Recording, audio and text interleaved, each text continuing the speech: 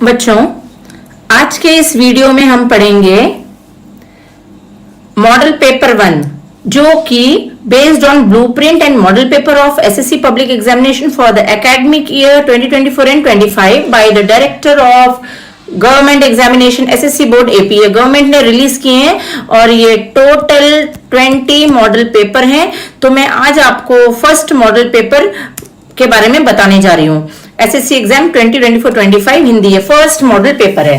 तो हमें ये प्रश्न पत्र पढ़ने के लिए हमें समय दिया जाएगा 3 घंटे 15 मिनट। तो उसमें से ये जो 15 मिनट होंगे ये आपको क्या करना होगा, केवल प्रश्न पत्र को अच्छी तरीके से ये पढ़ना है 15 मिनट और 3 घंटे आपको अच्छे से प्रश्न को लिखना होगा। तो यहाँ पे सूचनाएं हैं, सूचना इसका वचन बदलो सूचनाएं, ये आपको इंस्ट्रक्शंस दिए गए हैं। तो यहाँ आपको पहले इंस्ट्रक्शन पढ़ना है 1 2 3। प्रश्न पत्र पढ़ने के लिए 15 मिनट का समय निर्धारित किया गया है। सभी प्रश्नों के उत्तर आपको उत्तर पुस्तिका में ही लिखने होंगे, आंसर शीट में। और इसमें 6 भाग हैं, 6 सेक्शन है। ये फर्स्ट सेक्शन। तो आज मैं आपको टोटल 6 सेक्शन है। आज मैं आपको यहाँ पर सेक्शन 1 ग्रामर ही पढ़ाऊंगी, आपको सेक्शन 2 एंड सेक्शन 3 के बारे में बताऊंगी।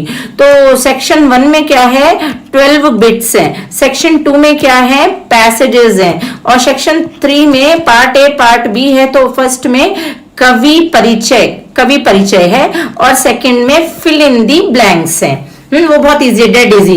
कोई भी क्वेश्चन पेपर जब गवर्नमेंट बनाती है तो वो 3 तरह के लोगों को ध्यान में रख के बनाती है। सबसे पहले एकदम इजी पार्ट रहता है जिससे कि सब पास हो जाएं 20। उसके बाद थोड़ा सा डिफिकल्टी वाला रहता है, वो 20 मार्क्स। और जो 60 मार्क्स होता है वो एवरेज रहता है। तो 20 इजी, 20 थोड़ा सा समवॉट डिफिकल्ट एंड ये 60 मार्क्स इजी। तो 60 प्लस 80 इसका मतलब 80 मार्क्स का क्वेश्चन पेपर हर एक बच्चा लिख सकता है। और उसमें 80 मार्क्स ही नहीं, ये जो 20 मार्क्स है इतना भी डिफिकल्ट नहीं होता, ये बुक से ही होता है। तो ये कोई भी लिख सकता है। चलो आगे बढ़ते हैं हम लोग सेक्शन 1 की तरफ। फर्स्ट, सुख के दिनों में प्रभु के सामने नतशिर हूं, रेखांकित शब्द का तद्भव रूप विकल्पों में से पहचान कर लिखिए।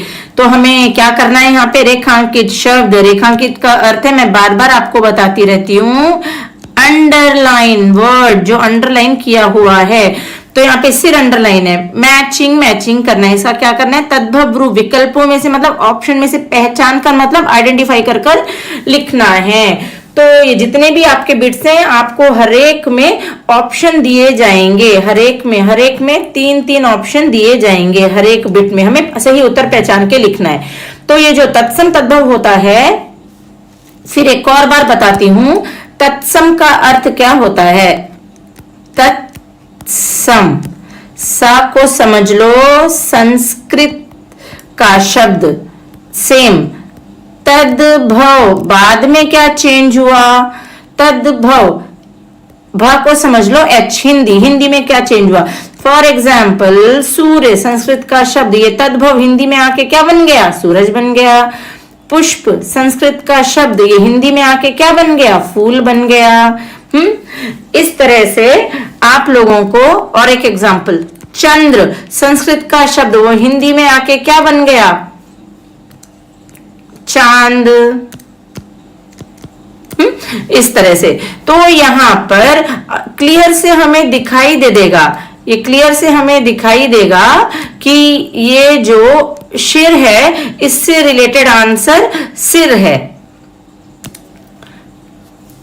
1 मिनट देखो, अब हम उत्तर कैसे लिखेंगे। फर्स्ट का उत्तर है सिर, इस तरह से लिख देंगे। अब शीर का मतलब क्या होता है, खीर या दूध के सेंस में भी इसे लेते हैं, खीर या दूध। माथा का मतलब क्या होता है, फोरहेड। और यहाँ पे किसके बारे में बात हुई है, सिर के बारे में। तो उसका सही उत्तर है सिर। नेक्स्ट सेकंड देखेंगे। सैनिक तोप को साल में 2 बार चमकाते थे। वाक्य में क्रिया शब्द विकल्पों में से पहचान कर लिखिए। तो अब यहाँ आपको वाक्य में क्रिया शब्द पहचानना है। इसमें क्रिया क्या, याद रख लीजिए कि क्रिया हमेशा हिंदी में लास्ट में होती है, मोस्टली क्रिया लास्ट में होती है। अब ये साल और तोप ये क्या हो गए, ये हो गए संज्ञा शब्द हो गए। कैसे शब्द हो गए, ये संज्ञा शब्द हो गए दोनों। तो इसका सही उत्तर है चमकाते। यहाँ पे लिख देंगे हम चमकाते, हो गया सही उत्तर। चलिए नेक्स्ट 1025, इसे क्या करना है, हिंदी अक्षरों में पढ़कर संख्याओं को विकल्पों में से पहचान कर लिखिए। तो हमें हिंदी अक्षरों को पढ़कर इन संख्याओं को ऑप्शंस में से पहचान कर लिखना है। तो देखिए सबसे पहले हम क्या करेंगे, लिखेंगे 1000 कितना होता है, 1000 बोलते हैं इसे। 25 कितना होता है, ये होता है। अब इसे करके देख लेंगे तो ये कितना हो गया, 1025, ये हमारा सही उत्तर हो गया। तो यहाँ पे लिख देंगे हम, इधर नीट से लिख देंगे हम थर्ड का आंसर 1025। नेक्स्ट देखेंगे तन तारा पसीने लथपथ हो गया। सही कारक चिन्ह पहचान कर विकल्पों में से लिखिए। कारक चिन्ह पहचानना है, बिना कारक चिन्ह के हम सेंटेंस को, वाक्य को सही तरीके से नहीं लिख सकते। हाँ, तो हमें कारक चिन्ह कितने होते हैं, 8 होते हैं। कारक चिन्ह 8 होते हैं, का, के, को, के, ने, के लिए, पर। इसका ज्ञान होना जरूरी है, ये मैं आपको अगले वीडियो में बताऊंगी। नेक्स्ट, तो हमें यहाँ क्या करना है, सही कारक चिन्ह पहचान कर लिखना है। तो यहाँ पे तंतारा पसीने में लथपथ हो गया, ये इसका सही उत्तर है। यहाँ पे लिख देंगे में। नेक्स्ट, व्यवहारवादी लोग हमेशा हानि लाभ का हिसाब लगाकर ही कदम उठाते हैं। विकल्पों में से रेखांकित शब्द का समास विकल्पों में से पहचान कर लिखिए। लाभ हानि, और हमें क्या पहचानना है, समास पहचानना है। तो देखिए समास मोस्टली पब्लिक में 3 समास ज्यादा इंपॉर्टेंट है, तत्पुरुष समास, द्विगु समास और द्वंद्व समास। ये 3 ज्यादा इंपॉर्टेंट है। तो द्विगु में क्या आता है, ध्यान से देखो, मैं बता रही हूं, ट्रिकी वे बता रही हूं। द्विगु और द्वंद्व कभी भी कंफ्यूज मत हो, इसमें बहुत कंफ्यूजन होता है। इसके आगे लगा दो एन, इसके आगे भी लगा दो एन, तो ये क्या हो गया, नंबर। ये क्या हो गया, 2 NOUN NOUN, ये 2 नाउन होते हैं और बीच में एक हाइफन होता है द्वंद्व में। तो यहाँ पे 2 नाउन और बीच में हाइफन है, तो ये कौन सा समास हो गया, द्वंद्व समास हो गया। तो यहाँ पे हम लिख देंगे उत्तर, क्या लिख देंगे, 5th का आंसर द्वंद्व समास। नेक्स्ट, मारवाड़ी बालिका विद्यालय में झंडोत्सव मनाया गया। रेखांकित शब्द का संधि विच्छेद विकल्पों में से पहचान कर लिखिए। झंडोत्सव, संधि विच्छेद करेंगे, झंडा प्लस उत्सव, ये सही आंसर है। ये वाला हमारा सही आंसर है, इसका संधि विच्छेद करना था। झंडोत्सव का सही उत्तर ये है, लिख देंगे यहाँ पे 6। लिखना है कंपलसरी, हमें ये लिखना ही लिखना है, ऐसे नहीं छोड़ना।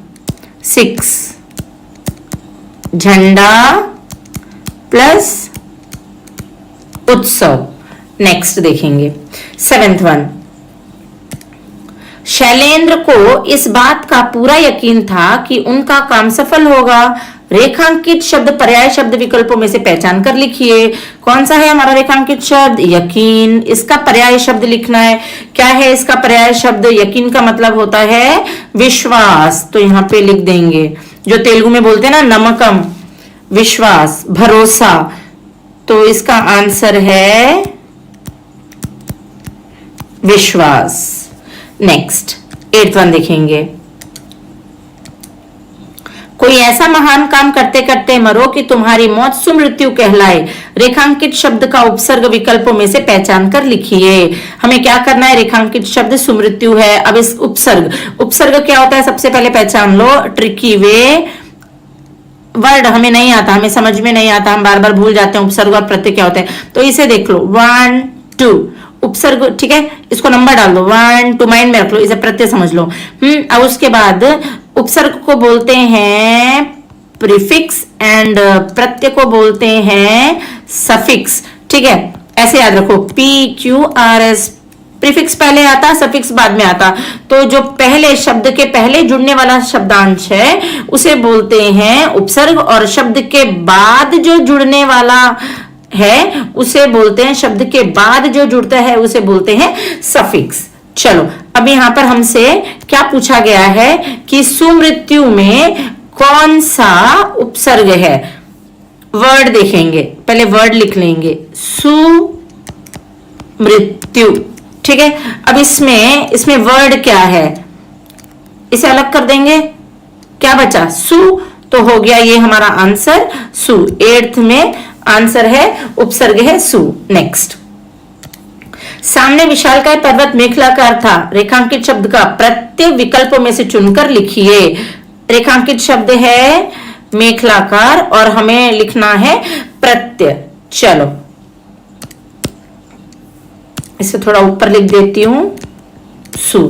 तो मेखलाकार, अब इसमें वर्ड अलग कर देंगे, मेखलाकार। ठीक है, अब इसमें वर्ड क्या है, क्या बचा, कार।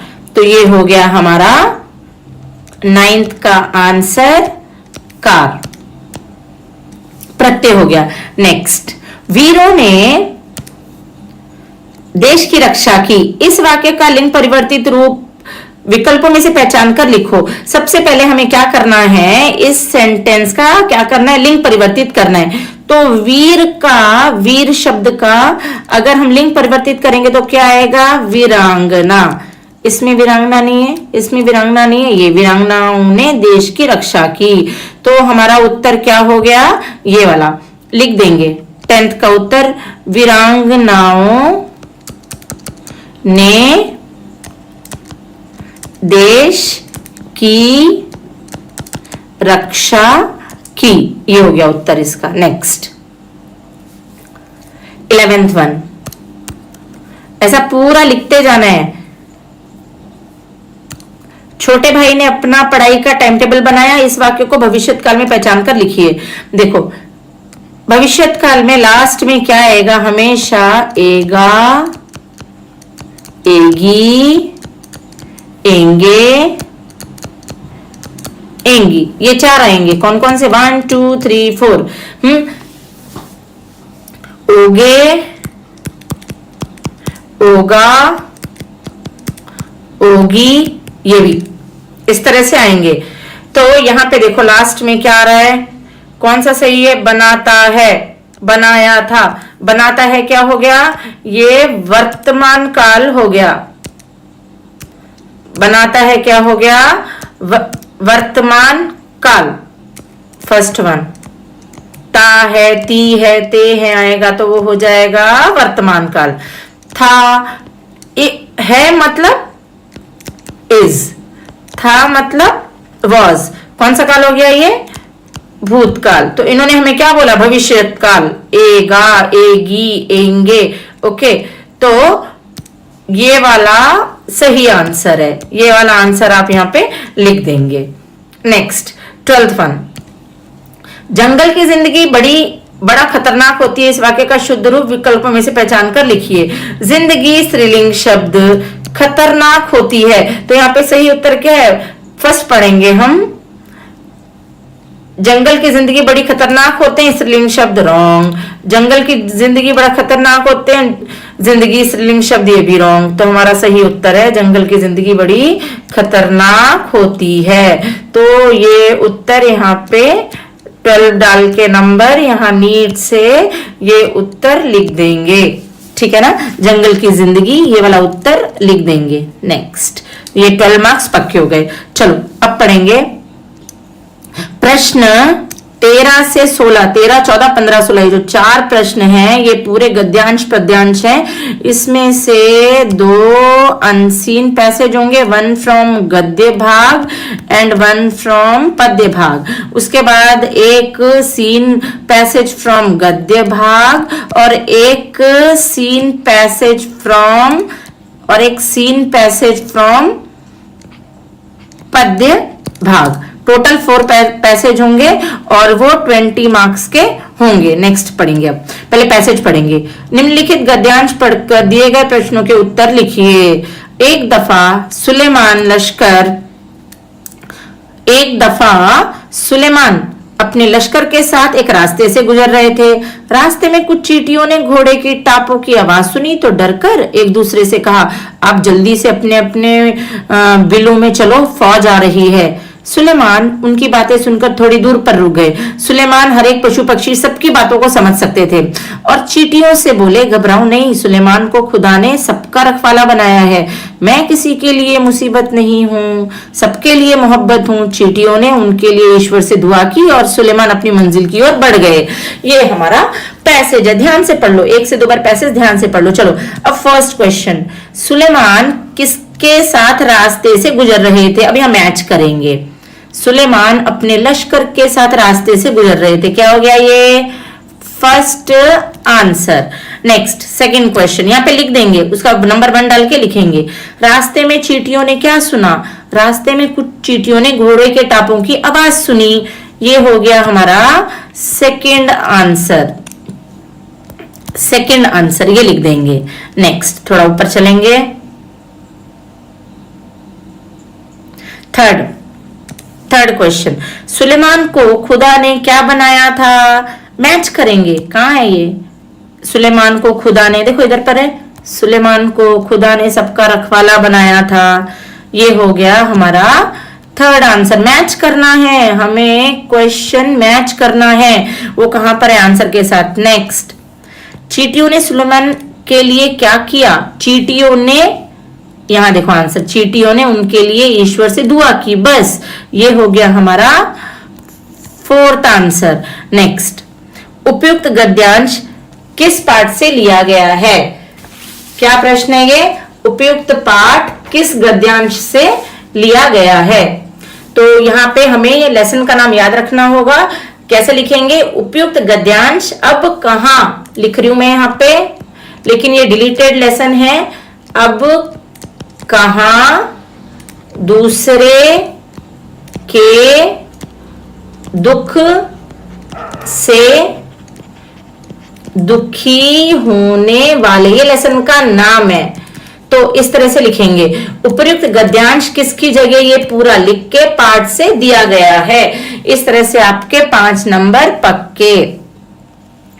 नेक्स्ट, चौथा पैसेज किससे लिया गया है? कविता से लिया गया है, पद्यांश कविता से लिया गया, उसमें मनुष्यता के बारे में बताया गया। पहले पद्यांश पढ़ेंगे हम। निम्नलिखित पद्यांश पढ़कर दिए गए प्रश्नों का उत्तर लिखिए। फर्स्ट रीड करेंगे। विचार लो कि मृत्यु हो न मृत्यु से डरो कभी, मरो परंतु यूं मरो कि याद जो करें सभी। हुई ना यूं सुमृत्यु तो वृथा मरे वृथा जिए, वही मरा नहीं वही कि जो जिया न आपके लिए। वही पशु प्रवृत्ति है कि आप ही आप चरे, वही मनुष्य है कि जो मनुष्य के लिए मरे। तो इसमें क्या किया बताया गया है? जो दूसरों के लिए कुछ नहीं करते उनके जीवन को कवि ने व्यर्थ बताया है। जो इंसान दूसरों के लिए कुछ नहीं करते उनका जीवन क्या है? व्यर्थ है। व्यर्थ मतलब वेस्ट, बेकार है। उन लोगों को स्वार्थी कहा गया है, सेल्फिश। क्या कहा गया है? उन लोगों को स्वार्थी, सेल्फिश कहा गया है। वे हमेशा अपने लाभ के बारे में ही सोचते हैं, वे दूसरों की चिंता बिल्कुल भी नहीं करते। ऐसे लोगों की तुलना, कंपैरिजन पशु से की जाती है। ऐसे स्वभाव को पशु प्रवृत्ति कहते हैं। कवि ऐसे लोगों के जीवन को क्या बता रहे हैं? वृथा मतलब व्यर्थ बता रहे हैं। तो चलो ये इसको पहले समझ लेंगे, अब फिर हमारे लिए लिखना और ये करना बहुत आसान हो जाएगा। अब फर्स्ट क्वेश्चन, कवि के अनुसार किससे नहीं डरना चाहिए? तो किससे की प्लेस में मृत्यु से, यहां पे हमारा आंसर आ जाएगा। हमें पूरा लिखना पड़ेगा। कवि के अनुसार मृत्यु से नहीं डरना चाहिए। नेक्स्ट क्वेश्चन, कवि के अनुसार किस प्रकार मरना चाहिए? कवि के अनुसार सुमृत्यु, अच्छी मृत्यु मरना चाहिए। अच्छी मृत्यु मरने का तात्पर्य क्या है? ऐसी मृत्यु जिससे मरने के बाद भी लोग आपको याद करें, वो मृत्यु क्या कहलाती है? सुमृत्यु कहलाती है। जो लोग केवल मर जाते हैं, गली में कुत्ते भी मरते हैं, उनकी कोई वैल्यू नहीं रहती, कोई भी उनको नहीं पूछता, तो हमें ऐसी मौत नहीं मरना है। हमें कैसी मौत मरना है कि मरने के बाद भी लोग हमें याद करें, इस तरह की मौत हमें मरना है। नेक्स्ट, तो यहां पे उत्तर क्या हो जाएगा? सुमृत्यु। नेक्स्ट, वह व्यक्ति जो सिर्फ अपने लिए जीता है उसकी तुलना किससे की गई है? वह व्यक्ति जो अपने लिए जीता है उसकी तुलना किससे की जगह? यहां पे हमारा है पशु,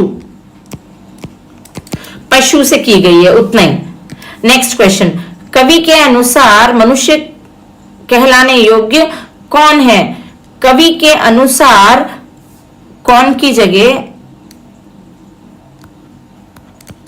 जो दूसरे मनुष्य के लिए मरे वही मनुष्य कहलाने योग्य है। ठीक है, जो मनुष्य के लिए मरे, यहां पर आंसर है। ये फर्स्ट का हो गया, ये सेकंड का हो गया, ये थर्ड का हो गया, ये फोर्थ का आंसर हो गया। नेक्स्ट क्वेश्चन, उपर्युक्त कविता के कवि कौन है?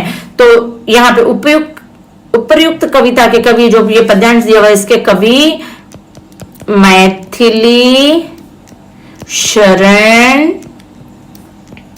गुप्त जी हैं। ऐसा कंपलसरी लिखना ही लिखना है जी, रिस्पेक्ट देके लिखना है। नेक्स्ट, ये पद्यांश पढ़ेंगे, ये अनसीन पैसेज है। निम्नलिखित गद्यांश पढ़कर दिए गए प्रश्नों के उत्तर विकल्पों में से चुन के लिखिए। ये भी एक एक प्रश्न, हर एक प्रश्न 5 प्रश्न, हर एक प्रश्न 1 अंक का है। ताजमहल, जिसे प्रेम का प्रतीक माना जाता है, आगरा में स्थित एक भव्य मकबरा है। इसका निर्माण मुगल सम्राट शाहजहां ने अपनी पत्नी मुमताज महल की याद में करवाया था। ताजमहल को 1983 में यूनेस्को विश्व धरोहर स्थल का दर्जा मिला। सफेद संगमरमर से निर्मित यह इमारत अपनी सुंदरता के लिए विश्व प्रसिद्ध है। ओके, ये हमारा इजी सा पैसेज है, बहुत इजी पैसेज है। चलो अब यहाँ पे क्वेश्चन देखेंगे। फर्स्ट क्वेश्चन, ताजमहल किस शहर में स्थित है? तो यहाँ पे उत्तर दिख जाएगा, आगरा में स्थित है। ये हमारा सही आंसर है, तो यहाँ पे लिख देंगे फर्स्ट आंसर बी, आगरा। ऐसा लिखना ही लिखना है, आगरा भी लिखना है और ऑप्शन भी लिखना है। सेकंड क्वेश्चन, ताजमहल का निर्माण किस मुगल सम्राट ने करवाया? पढ़ेंगे हम। इसका निर्माण मुगल सम्राट, यहाँ पे है देखो, इसका निर्माण मुगल सम्राट शाहजहां ने। कहां पे? यहाँ पे शाहजहां, सी, तो लिखेंगे second answer C option, Shahjahan. Next, Taj Mahal किसकी याद में बनवाया गया? कहां दिख रहा है याद में? किसकी याद में? मुमताज महल। मिल गया हमें Mumtaz Mahal. Third B option, Mumtaz Mahal, ये लिख देंगे। ऐसे ही लिखना है बस, इससे ज्यादा नहीं। नेक्स्ट, ताजमहल को यूनेस्को विश्व धरोहर स्थल का दर्जा कब मिला? डायरेक्ट दिख ही रहा है एकदम, 1983, एक ही है यहाँ पे, B. Fourth B option, 1983। Next last, Taj Mahal का निर्माण किस सामग्री से हुआ था? सफेद संगमरमर। डायरेक्ट आंसर सफेद संगमरमर। कहाँ है? C option. Fifth number C option.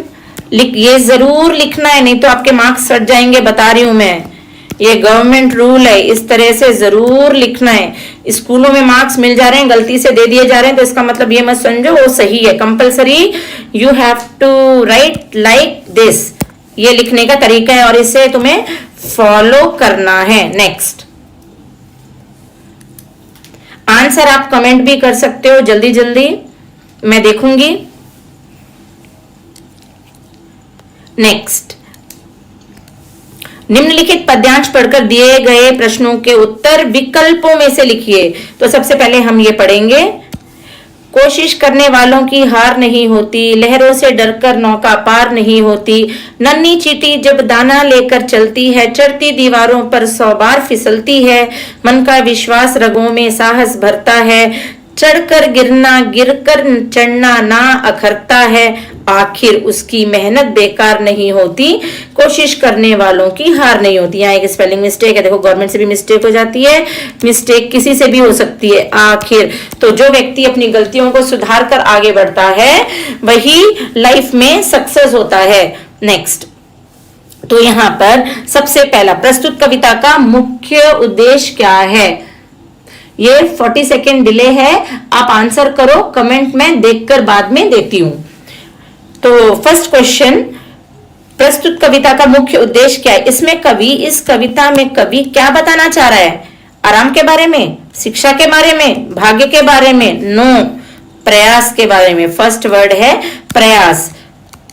प्रयास पर्यायवाची शब्द, हमारे पास वोकैबुलरी बहुत होनी चाहिए। प्रयास, यत्न, प्रयत्न, कोशिश, ये इन सब का मतलब है ट्राई। ओके, नेक्स्ट, कविता में कौन सा जीव दाना लेकर चलता है? देखो यहाँ पे कौन सा जीव? नन्ही चींटी। क्लियर है, नन्ही चींटी जब दाना लेकर चलती है तो कौन सा आंसर हो गया? ये सेकंड आंसर लिख दो, ये second, A option.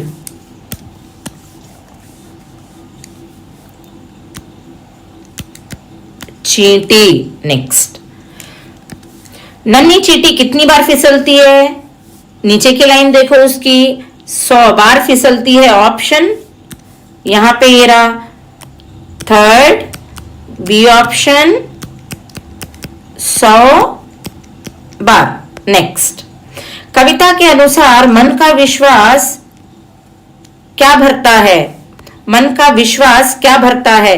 Direct answer, साहस भरता है। इतना इजी है, देखो साहस। Fourth number, B option,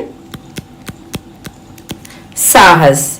next, fifth question, कोशिश करने वालों की हार नहीं होती का क्या अर्थ है? सब पूरे ऑप्शन पढ़ेंगे पहले। मेहनत करने से सफलता मिलती है। नेक्स्ट, हारने से डरना चाहिए, आराम करने से जीत मिलती है, हारी जीवन है। ये वाला रॉन्ग है, ये वाला रॉन्ग है, ये वाला रॉन्ग है। कौन सा करेक्ट है? फर्स्ट वन, मेहनत करने से सफलता मिलती है। तो अगर हम हार्ड वर्क करेंगे डेफिनेटली हमें सफलता मिलेगी। यहाँ पे लिखेंगे मेहनत, ये बड़ा बड़ा है तो भी मैं लिख रही हूं क्योंकि बच्चे टीचर को देख के कॉपी करते हैं। अगर मैं नहीं लिखूंगी तो आप भी नहीं लिखोगे। मेहनत करने से सफलता मिलती है, इस तरह से कंपलसरी लिखना ही लिखना है। नेक्स्ट, अब ये बहुत इजी है, देख लो एक बार। निम्नलिखित कवियों, भाग 3 में आ गए हम लोग, सेक्शन 3। इसमें एक कवि का परिचय 5 पंक्तियों में लिखना है। या तो कबीरदास के बारे में लिखो या वीरेंद्र डंगवाल के बारे में। ये आपको याद करके लिखना होगा, 5 लाइंस में लिखना होगा और इसके लिए 5 मार्क्स हैं। नेक्स्ट, नीचे जो इसके सेकंड क्वेश्चन नंबर 18 है, बहुत इजी है। सबसे पहले इसको पढ़ेंगे। नीचे दिया गया लेखक परिचय पढ़ के रिक्त स्थानों की पूर्ति करो। रिक्त स्थान मतलब खाली स्थानों की, ब्लैंक प्लेसेस। रिक्त मतलब ब्लैंक। चलो पहले इसे पढ़ लेंगे। 1954 की जन्माष्टमी के दिन छिंदवाड़ा जिले के एक छोटे से गांव गुड़ी में जन्मे लीलाधर मंडोई की शिक्षा दीक्षा भोपाल और रायपुर में हुई। प्रसारण की उच्च शिक्षा के लिए 1987 में कॉमनवेल्थ रिलेशंस ट्रस्ट लंदन की ओर से आमंत्रित किए गए। इन दिनों प्रसार भारती दूरदर्शन के महानिदेशक का कार्यभार संभाल रहे हैं। चलो अब यहाँ पे देखेंगे, just fill in the blanks छोटे बच्चों को दिए जाते हैं ना, सेम वैसा। तो लीलाधर मंडलोई का जन्म 1954 की डैश के दिन हुआ। यहाँ पे आंसर है, फर्स्ट आंसर जन्माष्टमी लिख दो। नंबर 1 जन्माष्टमी पक्का लिखना है हमें। नेक्स्ट, सेकंड, लीलाधर मंडलोई का जन्म डैश जिले के छोटे से गांव गुड़ी में हुआ। कौन सा गांव? एक छोटे से छिंदवाड़ा। कौन सा जिला? यहाँ पर आंसर है, second answer, right down, Chhindwara. Next, Leeladhar Mandloi की शिक्षा दीक्षा डैश में हुई। शिक्षा दीक्षा भोपाल और रायपुर में हुई, राइट डाउन। थर्ड, भोपाल और रायपुर। नेक्स्ट, 1987 में लीलाधर मंडलोई को डैश ट्रस्ट की ओर से आमंत्रित किया गया। कौन सी ट्रस्ट? Commonwealth relations. लिखना है ये भी यहां पे, फोर्थ आंसर कॉमनवेल्थ